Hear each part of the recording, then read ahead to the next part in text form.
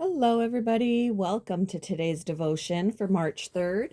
Today's devotion is titled A Heart for Christ. The Bible reading is from Matthew chapter 15, verses 7 to 20.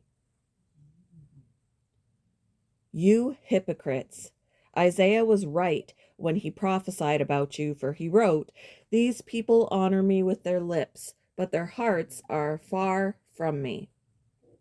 Their worship is a farce, for they teach man-made ideas as commands from God." Then Jesus called to the crowd to come and hear. "Listen," he said, "and try to understand. It's not what goes into your mouth that defiles you. You are defiled by the words that come out of your mouth." Then the disciples came to him and asked, "Do you realize you offended the Pharisees by what you just said?" Jesus replied, "Every plant not planted by my heavenly Father will be uprooted, so ignore them. They are blind guides leading the blind, and if one blind person guides another, they will both fall into a ditch."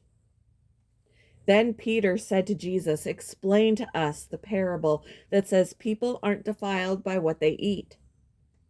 "Don't you understand yet?" Jesus asked. "Anything you eat passes through the stomach and then goes into the sewer. But the words you speak come from the heart. That's what defiles you. For from the heart come evil thoughts, murder, adultery, all sexual immorality, theft, lying, and slander. These are what defile you. Eating with unwashed hands will never defile you."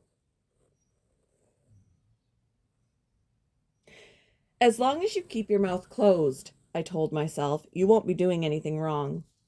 I'd been outwardly holding back my anger toward a colleague after misinterpreting things she'd said. Since we had to see each other every day, I decided to limit communication to only what was necessary and retaliate with my silent treatment. How could a quiet demeanor be wrong? Jesus said that sin begins in the heart. My silence may have fooled people into thinking all is well, but it wasn't fooling God. He knew I was hiding a heart filled with anger. I was like the Pharisees who honored God with their lips, but their hearts were far from him. Even though my outward appearance didn't show my true feelings, the bitterness was festering inside me. The joy and closeness I'd always felt with my Heavenly Father were gone. Nurturing and hiding sin does that.